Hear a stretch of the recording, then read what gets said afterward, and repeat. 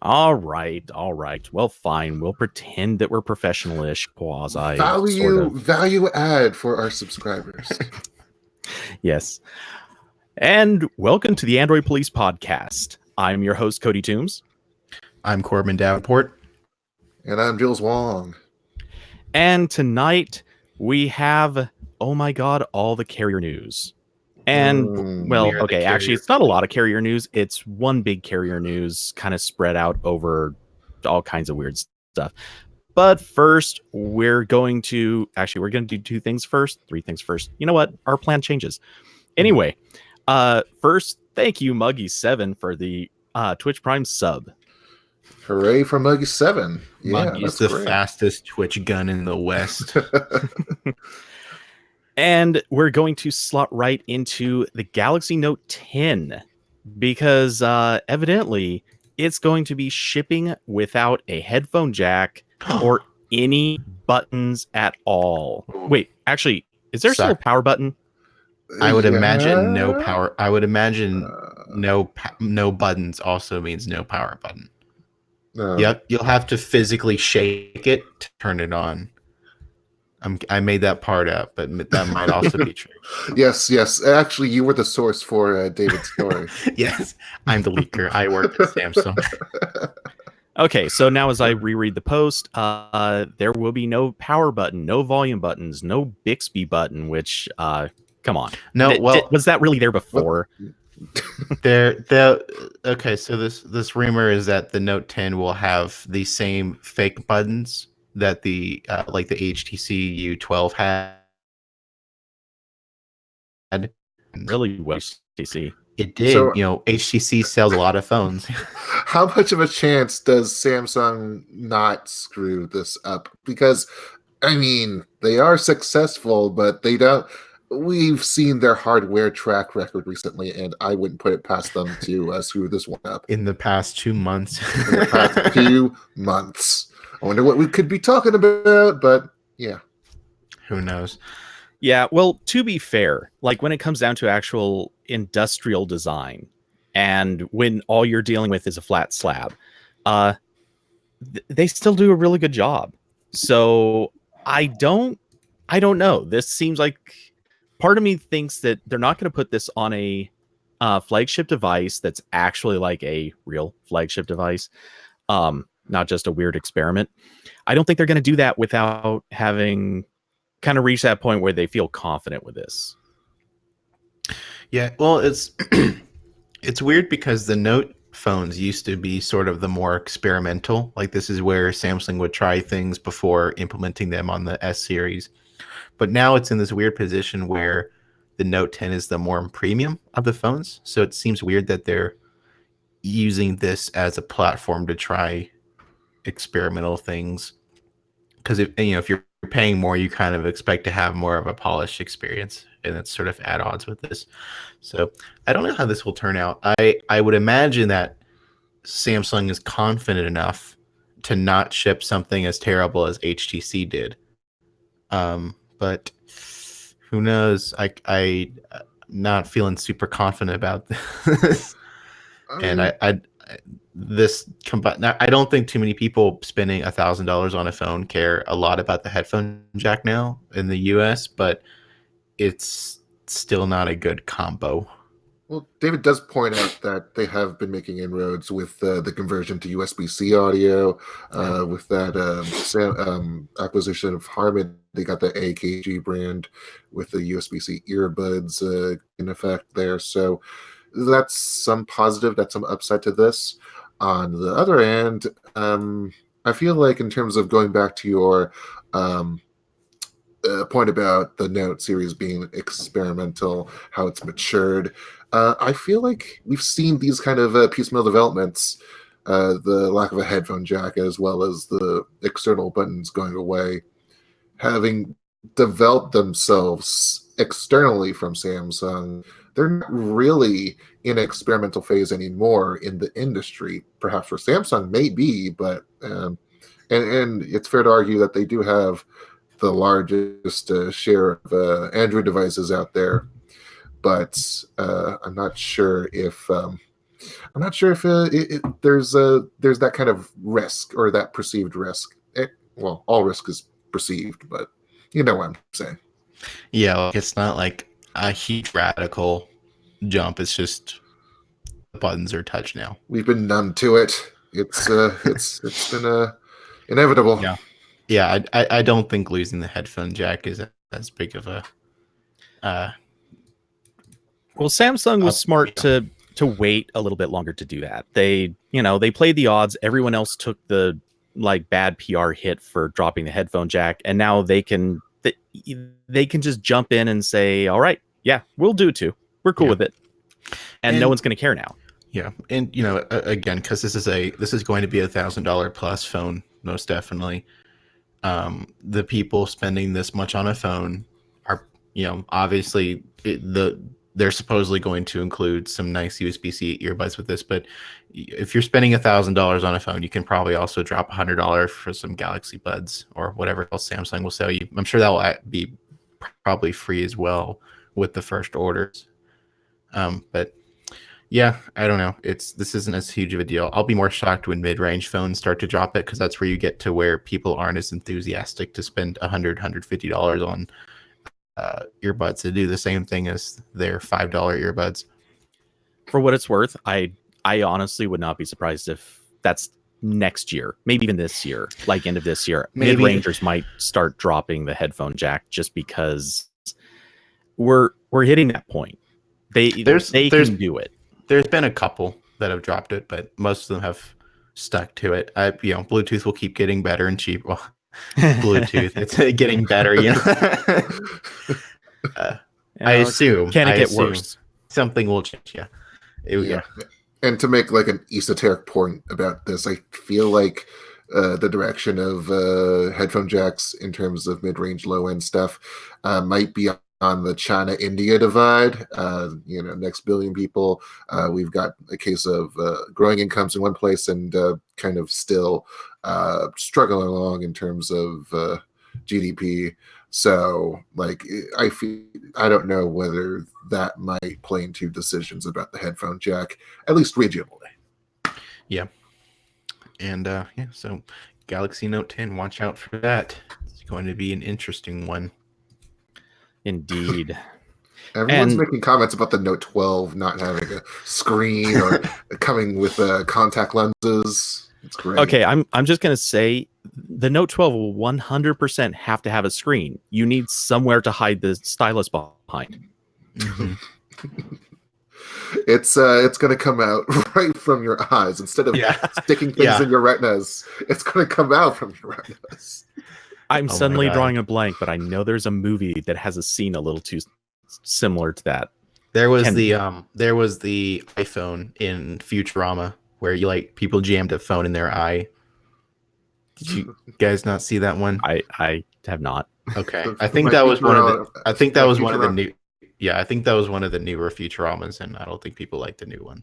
My backlog for Futurama is ever increasing, so they're not making anymore, so it's only up from here.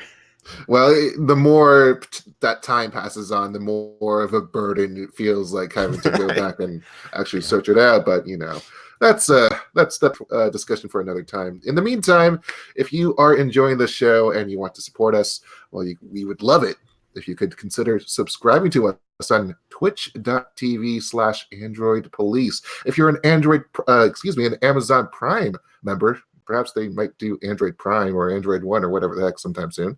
But you can connect your Twitch account to your Amazon account and get one free sub each month. That means you can give us money without actually paying anything. And I think that's what we call in this business a win-win. When you subscribe to us, you get to use a special emoji in the chat. I think it's of Ryan Hager, if someone can pop that up. And let's see that demo in real time for the visual effect. There we go, Corbin. Thank you.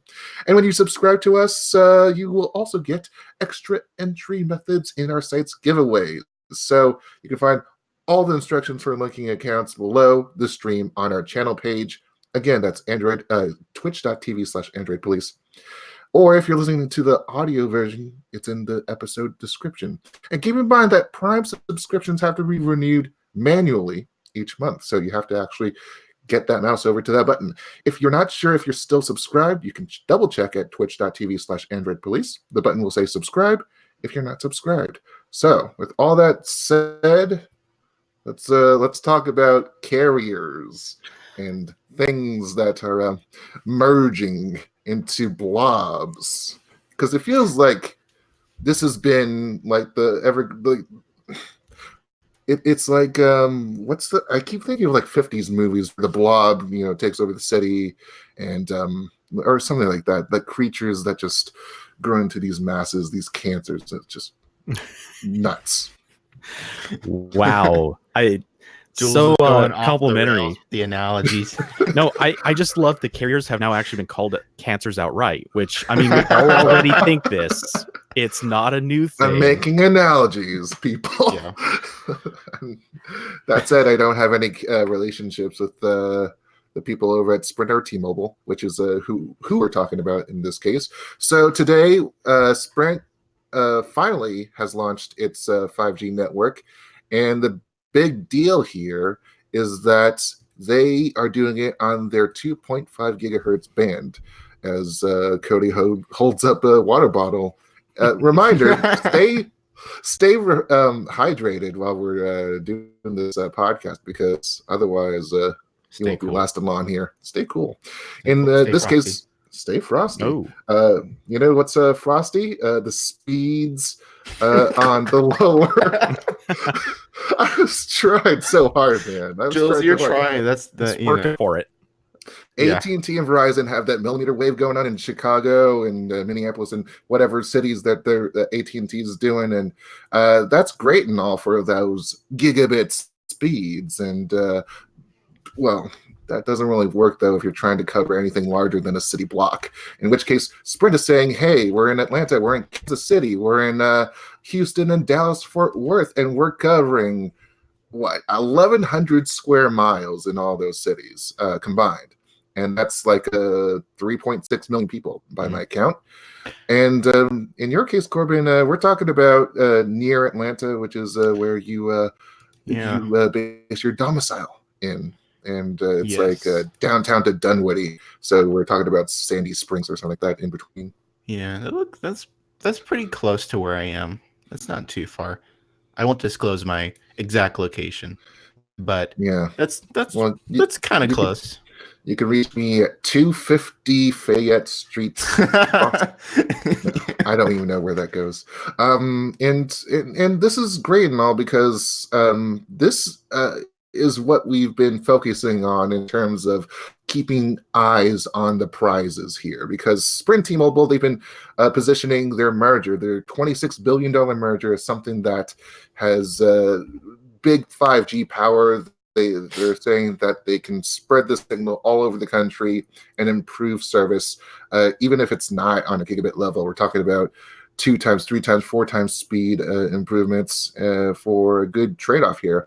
That's what they've wanted to do for a long time. And they started out with that position, and they've said that they wanted to keep all of those properties that they've had: Spectrum, carriers. We're talking about prepaid carriers as well. On the Sprint side, it's Boost Mobile, Virgin Mobile. On T-Mobile, it's Metro, which I think all told still can hold about more than half of the prepaid market in the US at this point, which is definitely a big anti-competition concern that DOJ, FCC has had. So all told, this had to break down in some way.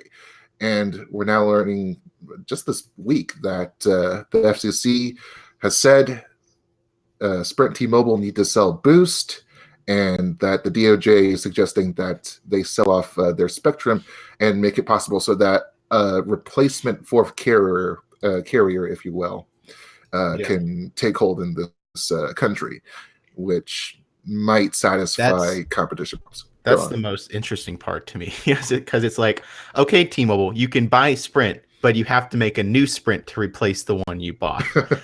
And like, I don't imagine they'll go for that. That seems crazy. Like, if I'm T-Mobile CEO, my entire goal with this is to get more customers and reduce competition. And this, you're basically creating what could end up killing you. You know, if we've learned anything from AT&T not buying T-Mobile, and then that settlement basically allowed T-Mobile to grow into this huge competitor to AT&T and Verizon. Well, You know, doesn't that depend on who snaps up that spectrum? it does. It And does. that's where we get to the latest speculation. This is coming from Reuters sources here, that Amazon could be taking over that spectrum. As far Dun, as dun, we're dun. concerned, what's more assured here is that they're more interested in Boost Mobile. Now, we've known for a long time that they've wanted to pack as much into Prime as possible, their Prime subscriptions. Twitch, come on. That's twitch.tv/Android Police. Yeah, so excuse me, I swallowed my, I think something went down the wrong tube here. There we go. All right, so we got Amazon that's packing in so many services on Prime. This seems like a natural extension. They've been doing Prime exclusive phones with phone OEMs as well, those deals to cheapen those devices. And again, sounds like a good thing. In terms of Spectrum part, because the thing is with the Boost deal, you'd be Amazon would be tied into a 6-year MVNO deal with the new T-Mobile network, meaning that basically they're a virtual carrier relying on T-Mobile's network to provide their services. And I don't know where that would put them if they decided to go for that spectrum, because that's a separate thing. And it could help them out in terms of a wider ISP rollout, because we've been talking about Project Kuiper, which is their satellite internet initiative that was, people were tooting their horns at the FCC about this. And again, this could have big infrastructure impacts at Amazon. And other than that, we're not exactly sure what the terrestrial side of things would hold for a consumer business on this. But what do you guys think? Well, someone actually brought it up in the Twitch chat that it's possible Amazon might not be interested at all in a consumer carrier, and they only use it for connecting their drones and their, there's 3G versions of Kindles and that sort of thing. I could see them doing that, but it also seems like a huge investment to make for something that they're not selling. Like if they wanted to do that, they could, I'm sure it'd be monumentally cheaper to just rent out, AT&T's network or Verizon's network. That's true, but at the same time, things like the delivery service using drones, they might really, really want to have full control over any spectrum that they would designate for something like that. Because if by some fluke, like carriers became congested and they lost control of a drone, really, really bad time. It's a possibly niche issue, but at the same time, it could actually be a really good reason to bank on it and actually go all in and buy some spectrum. Yeah, and there's no reason why they couldn't do both too. They could have spectrum or they could have a network set up in large areas, and then for the last mile or whatever, they could use either someone else's network or their satellite internet that they're building. So yeah, it'd be interesting to see Amazon become a carrier. It would also kind of make sense.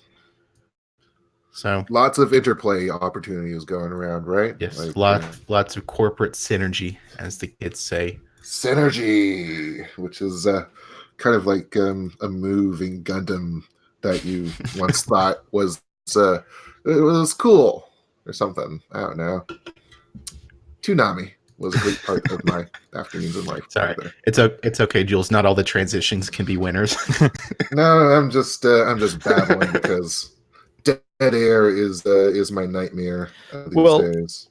So the reality is, if all of this, if Amazon does manage to buy into this, which effectively gives, in theory, would give the pass that everyone's looking for T-Mobile and Sprint to merge, The funny thing is, it's creating that possibility that Amazon might kind of have its own come up it as a carrier, and we won't technically actually have fewer carriers. Obviously, there's a lot of weird interplay where Amazon could start as an MVNO. They could possibly have access to other spectrum from other companies that might be willing to rent out or loan out or whatever. Or they might be looking at buying something like doesn't DirecTV still have a boatload of spectrum that they're not using, or am I thinking of the wrong company? I don't know about DirecTV. It could be, no Dish, but okay, maybe I'm thinking Dish, perhaps. But yeah, general point is we really don't know. There's so many weird directions all of that could go, and I'm sure right now, Sprint and T-Mobile are probably just like giddy as schoolgirls, hoping that this thing goes off as they're hoping, because I don't think they would really care about losing Boost Mobile anyway. Yeah, because that'd be a very small market compared to what they could potentially do. So exactly. I'm sure they're like, hey, you want us to get rid of Boost? Fine, you can have it, So okay, J-Man in chat is confirming it's Dish Network, so I had the right idea, just wrong company. Close enough. Yeah. Close. Yeah, DirecTV, Dish. It's like 2 letters. First two. It's not even just 1 letter. It's 2 letters. So you got that going for you. Anyway, speaking of right idea and wrong company. Ooh, wow, harsh transition. Oh. The Moto Z4 is official. Yeah, so we're going straight there. Yeah, so this was funny because a couple of days ago, I think it was Android Authority that originally saw that there was an Amazon product page for the Moto Z4 that was live, and Motorola didn't tell anyone. It seemed like it was probably a mistake, but someone managed to, or at least a couple people managed to order them before they were taken down. So there was already hands-on videos on YouTube and everything. Like, just people bought the phone. This wasn't even like a truck got stolen with these phones.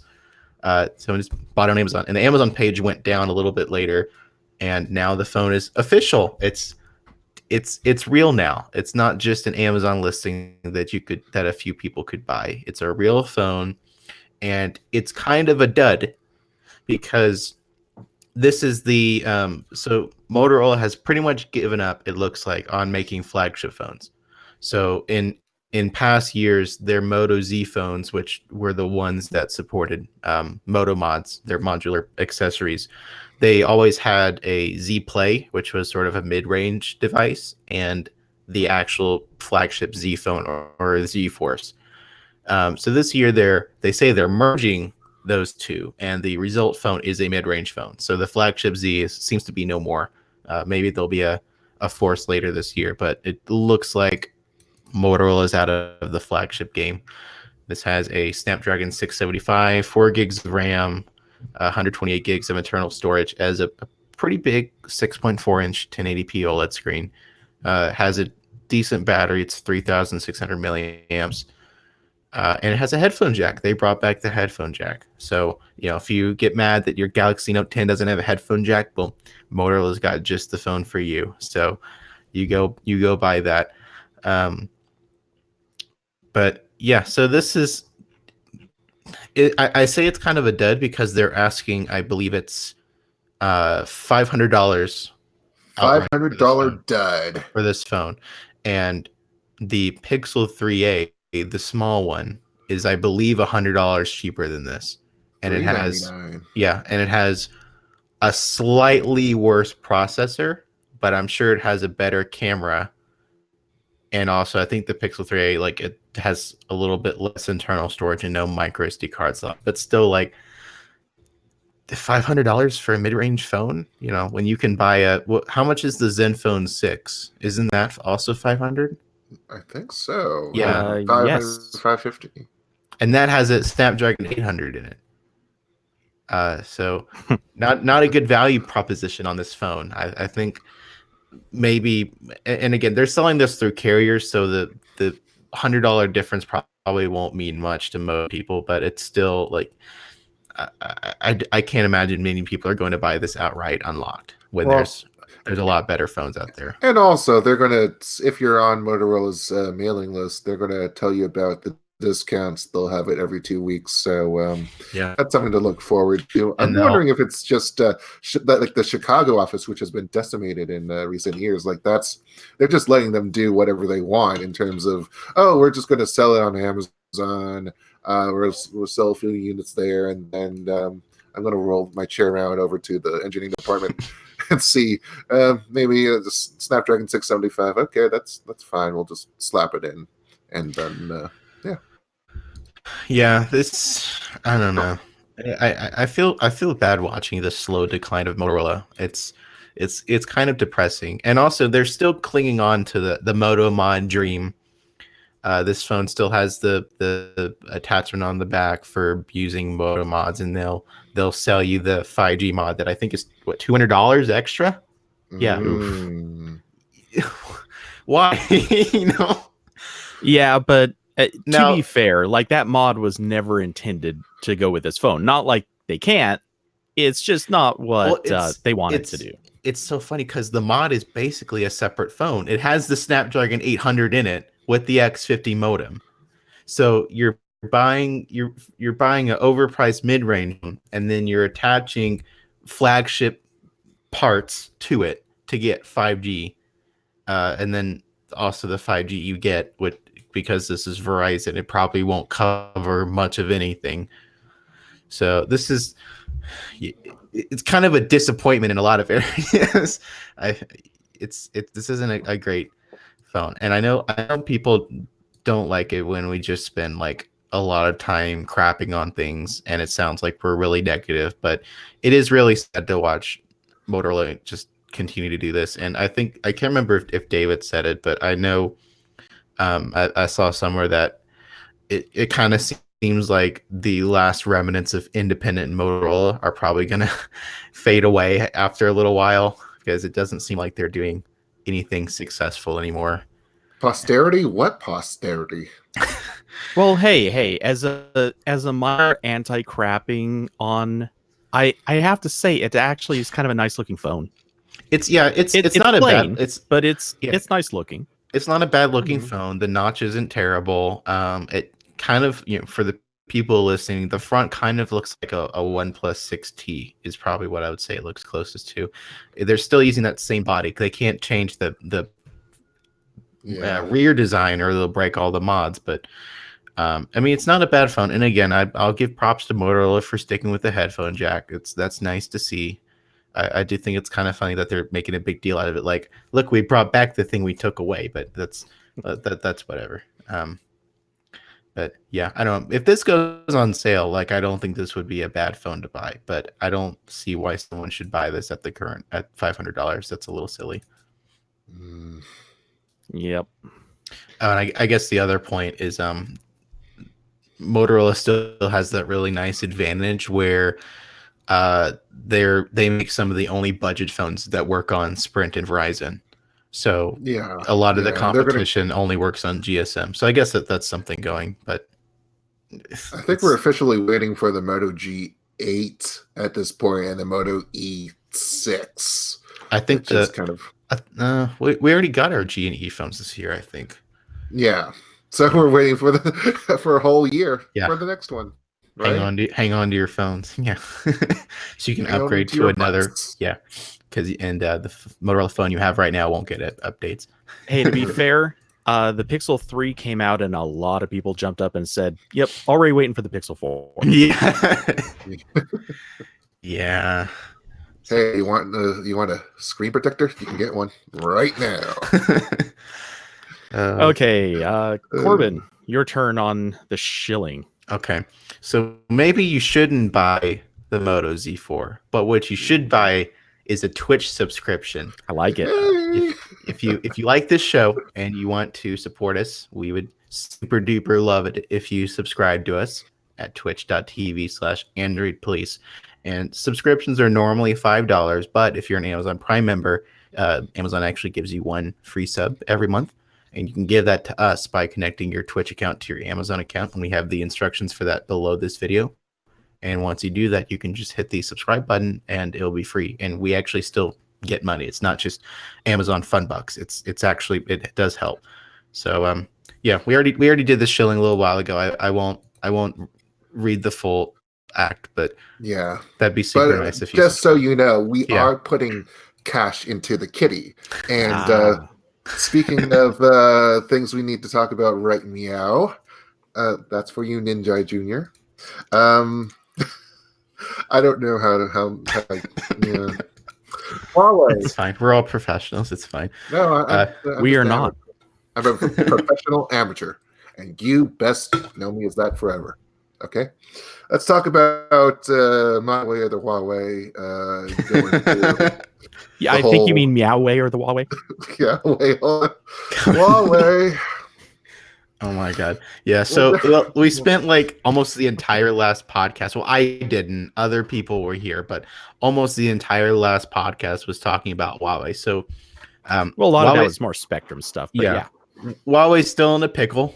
They're still not doing great. They've still got a ban on them.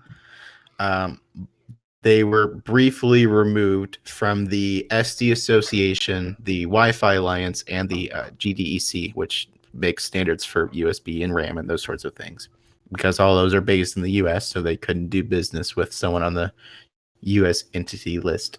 But Huawei has returned to all of those organizations. They all show Huawei's back, and presumably Huawei will have to leave again if the ban goes through. But for now, they're back discussing the SD and Wi-Fi standards, hanging with all the other tech companies. As I referred to it in the notification that went out to Twitch followers, basically Huawei went iZombie. And to anyone who watched the show, you will definitely get that reference. They're basically, right now they're kind of in the undead state. They are. They've got the clock's ticking on when they'll be completely ejected from the United States of America. Assuming a deal isn't worked out where suddenly they no longer become a security risk. We'll have to wait and see if that happens. But yeah, so right now they're still kind of uncertain. There's where did the okay, yeah. Sorry, I couldn't see the link in our notes, but they're still trying to work out what OS/platform they'll switch to when they're no longer allowed to use Google services again, assuming the ban isn't lifted. And a couple days ago, or actually yesterday, they trademarked Arc OS in Europe, which sounds like maybe a name for their Android replacement that they've been tooting. And yeah, so Arc OS, that could be Huawei's next angle. And again, we still don't really know exactly what this is. We don't know if it's forked Android. Obviously, it doesn't have Google Play services, but there's still, I think it's impossible to say right now if they can actually use AOSP. I think there's still some debate about that. I think they should be able to, but I'm not a lawyer, so I don't know. And it could also be based on something else. So we still don't really know what it is. We know it's probably called Arc OS. That's what we've got going right now. And yeah, so always still in a pickle. They're still trying to work out what on earth to do with the rug pulled out from underneath them by a lot of their manufacturing partners and their software partners. And yeah, it's been interesting watching this from a distance. It's like the most drama we've seen in the tech industry. And as long as I can remember, like I can't think of anything that comes close to this recently. I can't wait for Keemstar to make a bulletin about this. Drama alert, Huawei edition. Huawei edition. I think the story arc in this is kind of, well, at least for now, it's this isn't realistic. Come on, these writers are going off the rails here. I know. I'm sorry. We're talking about this reprieve from the import ban going through to either August 19th or August 21st. I forget which one, but in that range. And it'll be interesting to see because even with this reprieve, and the uncertainties of whether it will get extended by chance, as it was done for ZTE. There's been the damage is done. The relationships have been damaged, and people, these companies are not immediately jumping back in. Huawei is making some of the last resorts. They're doing the maintenance stuff. They're doing basically just to sweeten the floor on a sunny day. They still released whatever. What was the phone they just announced? Like I think last week, was it the Honor something? Yeah, the Honor 20 Pro. Yeah. So they're still trying to go business as usual while the walls are closing in on them. Yeah, we're kind of in sky is falling territory, but it very much is. Someone, Crunchy Goodness in the Twitch chat said the Note 7 came close in terms of drama. Maybe, I don't know. This is like way bigger though. Well, I don't know. It's kind of different types of drama. One of them was quite literally, hey, you can't take off in planes because someone brought a Note 7 on. We don't quite have that level of intrigue going on with Huawei, but I think the main difference is that the Note 7 was just completely unexpected. Like every turn, like first, wow, Samsung made a phone that's blowing up, and then, oh my gosh, Samsung's main phone is getting recalled. And then it was, oh my gosh, the recalled phones the replacement phones are blowing up too. So it was like a wild twist at every turn. Whereas this is sort of like the movie where you see every plot twist coming. Like, oh yeah, I knew Huawei would probably get, banned at some point. Oh yeah, they can't use Google. Yeah, I guess that makes sense. Yeah. So it's a different kind of drop, but it's still fascinating to watch this go on. And yeah, so we'll have to see what happens next, but Huawei's still in the pickle. Yeah, and it's weird because this is one of those stories, like, pretty much anytime we're talking on the podcast, this is going to be a story. Somehow, some way, there is going to be something new with Huawei. We'll have the Huawei Death Watch as a constant section on the podcast for the next couple months. Yeah, I gotta say, it was really funny to me. We didn't cover this on the site, but the Huawei CEO was sort of like subtle bragging, like, hey, it wasn't that long ago that I was on 10 Downing Street having tea with the people there, and yeah, I'll be right back there in no time. Like, it's no big deal, things are okay.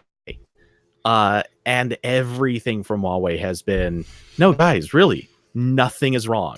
It's like that it's the meme. Yeah, it's that GIF people love posting where it's the guy saying, everyone stay calm, while he's got like the fire burning behind him. Yeah, well, I think it's everything's okay. Everything's fine. Whatever. Is fine. This is fine. Yes. The dog drinking tea. Yeah. That's very much Huawei right now. Is the dog drinking tea? Yeah, it's weird that meme was just so far ahead of its time, but it was designed for this moment. It's one of those that's like applicable to most situations, like a shocking number of things. Yeah, it's a little too true. But yeah. So anyway, yeah. So I'm sorry if I've been silent for the past couple of minutes. I've been busy changing my Twitch name so that it has my name on it as opposed to some old name that I put down 10 years ago. Jules works hard for the people. Someone asked him to be in the Twitch chat. He's doing his hardest. Yeah. So to change topics entirely, I don't think there's a good transition for this. But at long last, Wise cameras, I'm not sure how they're pronounced. Wise cameras. They finally work with Google Assistant displays. So Wise cameras are, I don't know if they're the most popular smart home device, but they're definitely up there. They're the super cheap home security cameras that have been sold on Amazon for forever, and they're like $30. I have one. It's a pretty great little camera. And it's been in development for a long time, some kind of support for like the Google Nest Hub and all the other smart displays where you could see the video camera on the display, just like you can Nest cameras. And I think maybe other cameras. I'm not sure what else it is besides Nest. But after quite a bit of development and work, and apparently they had to do some pretty major internal changes to get this working. But now you can finally see Wise cameras on your home hub. So once you connect it in the Google Home app, you can just ask like, show me the backdoor camera, and it'll show up and work great. I believe the only limitation right now is that you can't view the feed from inside the Google Home app. You still have to use their app, and also you can't use the like the two-way audio from your display. Which makes sense because I don't think the whole infrastructure for routing the device's mic audio and I mean, I think they said like they still have a lot of internal work to go to make this work well, and you can tell like when I tried it a couple days ago, the video feed was like buffering a lot. I think they're still working out a few kinks with this, but it does work. And it's nice. And yeah, if I you mean, if I you like don't this. go ahead. Sorry, go ahead. No, I was about to say I like seeing Wise putting value-oriented hardware out there and still working on those features, even if because of what the kind of bare bones power that they put in them, they're kind of reverse engineering hacks to implement smart features on them. That's something that I think is worth championing. Yeah. And they're also working on person and vehicle detection as well. So that's something to look forward to. Yeah, and I mean, I was about to say the same thing. Where if you don't want to spend a lot of money, a monthly fee on a Nest Cam, it's an okay alternative now. And yeah, Jan Soul in the Twitch chat said Wise Cam streaming to my home hub is so spotty it takes forever to start streaming and then drops after a few minutes. Yeah, that's kind of where it's at for mine too. So they're still working up kinks, but it's there. It's kind of working, and hopefully it'll get better. All right. So we have it in our list. We're going to do because why not? One more Twitch chill, but we're going to keep it short. Basically, go do it. I mean, you already heard the pitch. You know the deal. There's an emote. You get contest entries. It's kind of awesome. And I mean, you're listening to us. We kind of assume you want to keep listening to us. The money helps us. It's just kind of how it works. So Twitch TV, sorry, I can't speak suddenly. Twitch.tv/Android Police. Come sub. We like you. If we don't get at least 5 Twitch subscriptions, all of our power will go out. So we will literally be shut down. Yeah. And Twitch shuts us down. Yeah. And remember, we might send Corbin to go get a tan if there are enough Twitch subs. Wow. I was gone for 1 week and you guys just decided to make fun. Okay, that's fine. Listen, that Amazon Prime money has to go somewhere. So you should probably take note of that. Okay. I'll put a filter on my webcam next week so I look like I was in the sun. So we reviewed a couple things on the site this week, and we'll sort of briefly go over them because 2 of the 3 people review them that are not here, so they can't personally talk about how awesome they are. But the first thing we reviewed this week was the OnePlus 7, not the 7 Pro. We already did that one. This is the regular 7 that is not being sold in the United States. It's being sold in the UK and other countries. I believe maybe India. I'm not sure, but it's not sold in the US. But it's still a pretty nice phone. It's basically an upgraded OnePlus 6T. A couple of camera tweaks, a couple of small, very iterative improvements. It's an iteration over an iteration, so not any crazy landmark features, but it's a pretty good phone. Scott reviewed it for us. We'll have the link to the review in the show notes, and if you're watching live, it's in the Twitch chat.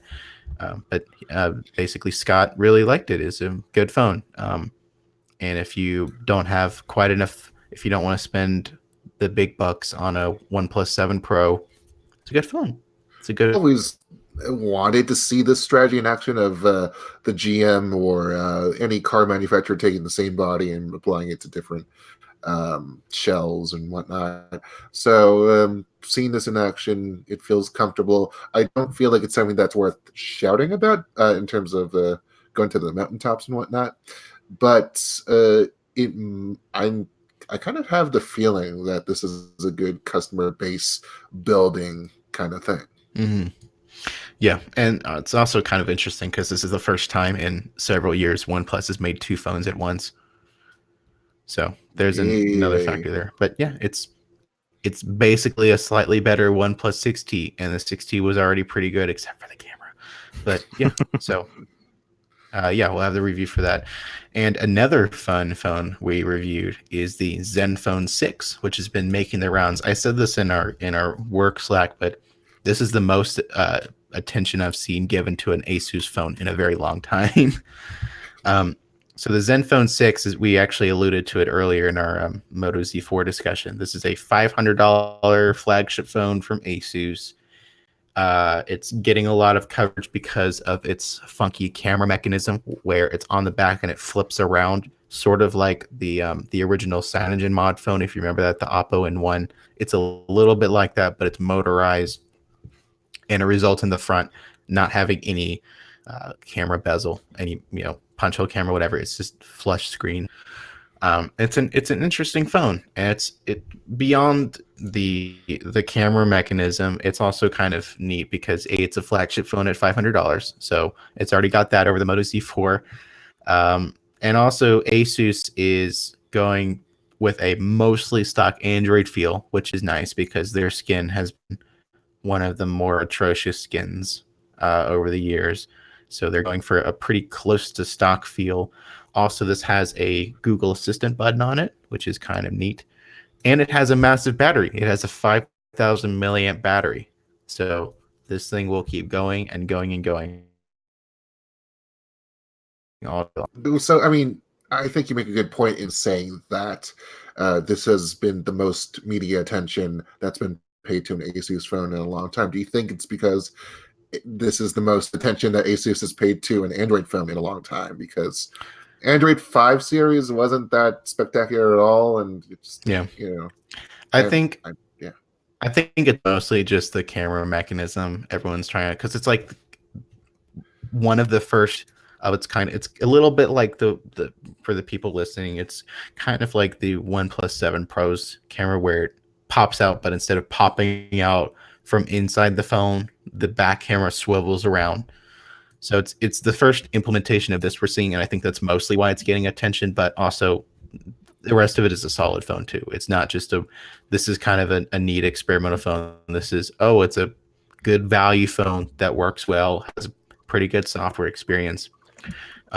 We'll still have to see how Asus does with software updates, because that's been one of their really big issues over the years. And also their quality assurance. Fun fact, the first Zenfone 6 that Jordan reviewed or got to review, it broke shortly after he got it. It wouldn't work anymore, so he had to get another unit to try out. So we'll have to see how this does in the long term, but I'm glad to see Asus given doing a solid effort to make a phone, and we'll have the review again in the show notes and in the Twitch chat. And the last interest. Oh, Cody, do you want to say something? He is muted at this point, Cody, so you're muted. He might need to stop talking about his hair in the chat. See, you have your skin, Corbin, and then we talk about Cody's hair. I'm wondering where my physical failings will come into this, because at some point someone will point it out. One of these days you'll back up from the camera a little bit and we'll find out. Oh. Yeah! Okay, anyway. No, MKBHD, I'm pretty sure it was for the Zenfone 6, showed off a video of using the swiveling camera to get a pano shot, which was really a neat trick. Plus, it has like individual person tracking. So if you set up your phone, the camera can actually swivel around to track a person that's in the field.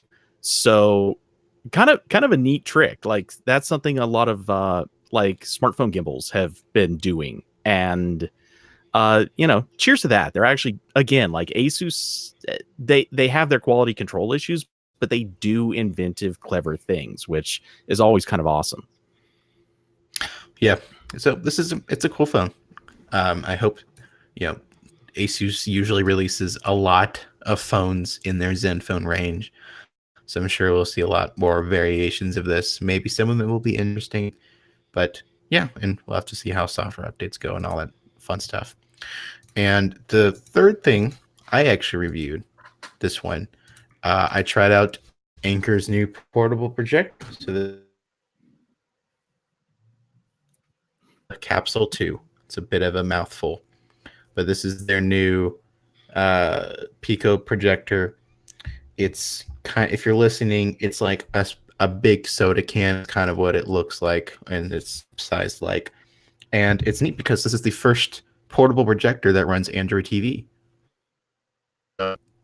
This little guy has full Android TV Pie with Google Assistant and voice control on the remote, and so basically you get a self-contained little media center, and it's pretty neat. And I see I'm boring Jules so much that he's pulling out his phone on the live stream. No. The thing is that I'm looking at it. It's I'm always disappointed at kind of like the yields of this sort of thing, because it's like, oh, you have this big projector. It's neat. It's great to have, but it's like every time we talk about it, it's something that I can never afford. I was going to get to that. I'm going to get to that. So yeah, this is the first portable Android TV projector, which means because it's sort of a monopoly, it's very pricey. Because not only are you shoving all the projector bits into a tiny frame, and you're also, it's nicely built and everything. This bad boy costs $580 MSRP. That is way more expensive than any other portable projector you'll ever see, but it's also a lot better. Like, I've tried a couple of the more like generic ones. I've reviewed one. This is so much better than like anything else you can buy at this size. It's crazy. But I don't really think most people will need a portable projector so much that they'll spend $580 on it. Now, I did. It was kind of funny because like the day I posted this review, Anker did send out a coupon code to drop it $50. I'm sure we'll start to see more sales on this. And their earlier projectors also went on steep discounts after a few months. So yeah, watch out for that. But yeah, I like this. I like this projector. The Android TV is nice on it. I haven't actually used Android TV a lot lately since my Nexus player. I lost the remote for that, and you can't really get replacements. So that was fun. But yeah, so this is it's a good projector from Anker. They'll also be releasing a couple more with Android TV over the coming months. But yeah, I have the review for this in the show notes in the Twitch chat again. But yeah, it's a good little device. And yeah, someone else asked if it's 1080p. Nope, it's 720p. I'm not sure. I don't think you can shove a 1080p native resolution projector into something this small. I think there's some physics limitations there, but yeah, it still looks fine. And it does have an internal resolution of 1080p. So at least you can line out to the source, I guess. It defeats the purpose of the projector, but hey. Well, you can. It has an HDMI port, but it's for input only. So like you can plug in like a Chromecast or a Fire TV or something. I haven't had to do that this time. Like I had to do with all the other ones because, their earlier projectors, they ran like phone Android kind of blown up and it was really bad. So I always plugged in a Chromecast while I was reviewing it, but I didn't have to do it this time. It was great. The only weird thing with the software is that you cannot get Netflix on it because Netflix apparently wouldn't certify this. I guess this isn't popular enough to be a certified Netflix device. So your only options, and you also can't cast Netflix to it, even though this is Android TV, because they have that same limitation on casting. Netflix, good job, guys. Makes me glad I spend money on a Hulu subscription and not a YouTube subscription. I mean a Netflix subscription. Because the only way to watch Netflix on this is you have to download the phone Netflix app from APK Mirror and then sideload it and then like plug in some sort of a Bluetooth mouse or something to get around it. But that's the only thing. The rest of the projector is really nice. For a thing with wide vine on it, it seems like they're very much narrow casting. Yeah, I don't get it because like even I actually wrote an article earlier today because Netflix certified a bunch more devices, and it's so weird because even if you have a phone that has all the DRM support in the world, like Netflix will still not, add its check mark to it unless it actually tests it, and it's, I don't know. Maybe they get a lot of money from certification. I'm sure that's probably part of it. But yeah. So, yeah. And does anyone else have anything fun they did this week? Because I think we're out of things to talk about now. I went up to a local transit-oriented development conference. I'm going to get my phone out now. You can. I'm kidding. I'm kidding. I always want to have something irrelevant and just mundane for the last bit here, because I really want to just put the kibosh on. Well, if you want to talk about completely irrelevant things, we have a Q&A show every week where we talk about cameras. We kind of just go off the rails, as far from the rails as possible. It's literally Rails. Yes, we talk about Rails, the programming language. Ruby, wow, everything else. Yeah, I was also talking about transit, and that a lot of that had to do with trains. So yeah, Rails. But Jules is still working on those transitions right up to the end of the show. Yeah. Is there any better time than meow? Damn it. I don't see it, but I probably I don't see it happening. But I probably need some transition glasses. Oh my god! I'm gonna call this. If I remember, I'll name this episode like the transition show. Stay hydrated, everyone. I haven't done hydrated. I haven't done a funny episode title in a while, so it'll have to be it. But yeah, I guess we're done. We're out of things to talk about. This wasn't a terribly newsy week, but some weeks were like that, and we made up for it with lots of transition jokes. Yeah.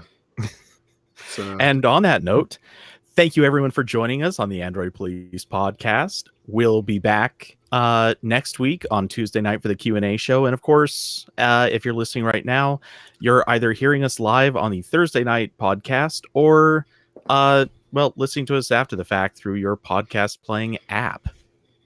Good for you. Mm-hmm. So we look forward to having you back with us next time, and talk to you later. Cheers.